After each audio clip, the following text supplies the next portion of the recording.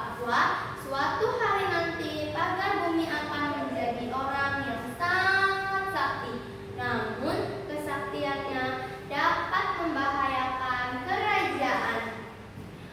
Hingga pada sejak hari itu pagar bumi diperintah orang tuanya untuk menghadap ke istana kerajaan. Raja pun berkata kepada pagar bumi, "Pagar bumi, pergilah kamu mengasingkan diri dari kerajaanku. Pergilah kamu ke Pulau Sumatera."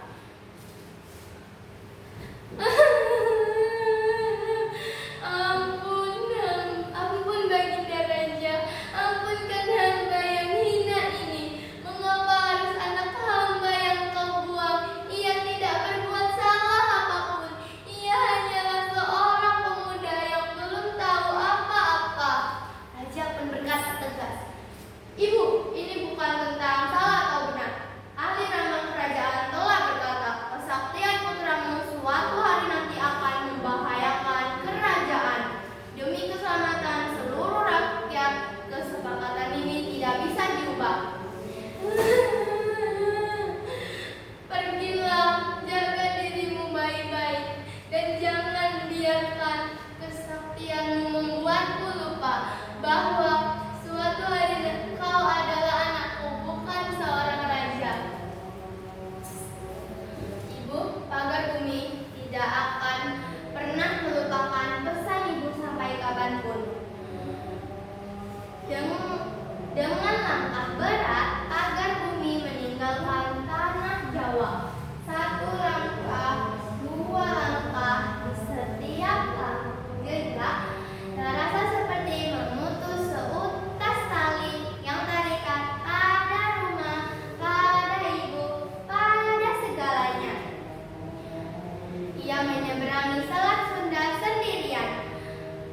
Angin bertiup kencang menghempas wajahnya. Ombak bergulung-gulung seolah ingin menelannya. Namun ia tidak menyerah. Ia terus melangkah maju hingga pada akhirnya ia menginjakkan kaki di tanah Sumatera. Jadi inilah Sumatera, tanah yang tidak aku kenal dan tidak ada yang mengenalku di sini. Tidak ada yang peduli aku datang dan tidak ada yang peduli jika aku pergi. Ibu, apakah ibu baik-baik saja di sini? Maafkan pagar bumi yang tidak bisa menjagamu. Ia sampai di dusun kecil di Sumatera Selatan. Tubuhnya lelah, tulangnya seperti dipikul beban yang tak kasat mata. Namun hatinya jauh lebih lelah dari sekedar tubuh yang kelelahan. Berhari-hari pagar bumi duduk di dusun kecil itu, memandangi orang yang sedang berlalu lalang. Tidak ada satupun yang menoleh-oleh, tidak ada satupun yang meliriknya. Seolah-olah pagar bumi tidak ada di sana. Menjelang malam, dusun itu mulai sunyi. Satu persatu penduduk desa mulai pulang ke rumah masing-masing. Tinggallah pagar bumi seorang diri, ditemani kegelapan dan suara jangkrik. Tiba-tiba seekor kijang datang dari balik semak-semak. Berjalan melangkah, berhenti tepat di hadapan pagar bumi. Pagar bumi pun terkejut. "Batu, apa yang baru saja terjadi? Ini karena ucapanku? Jadi selama ini ada kesaktian dalam lidahku. Selama ini aku diabaikan. Selama ini aku dianggap tidak ada. Selama ini aku dianggap seperti sampah." Sejak malam itu, pagar bumi berubah. Pemuda yang tadinya berjalan dengan kepala tertunduk, kini berjalan dengan dada yang membusung. Pemuda yang tadinya tidak dilirik siapapun, kini ditakuti oleh semua orang. Bukan lagi dipanggil pagar bumi, kini ia dipanggil dengan nama yang membuat orang bergidik,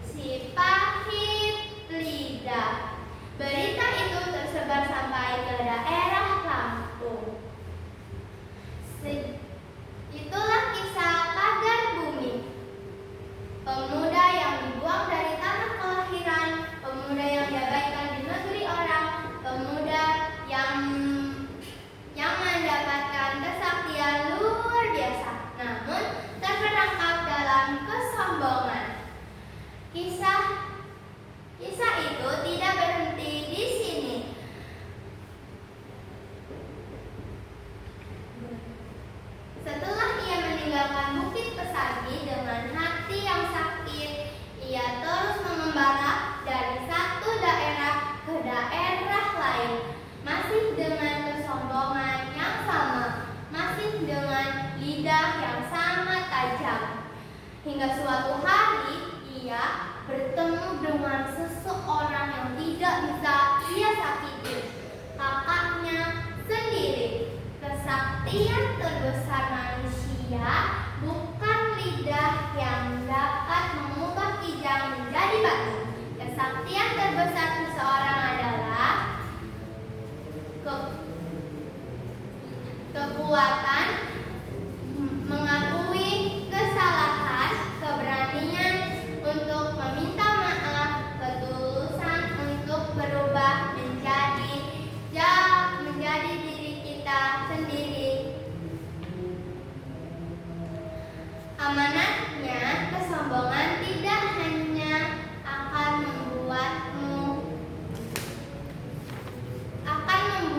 jauh dari kebahagiaan yang sebenarnya. Demikian kisah si pahit lidah, cerita rakyat dari bumi Lampung yang kita cintai bersama. Sekian dari saya.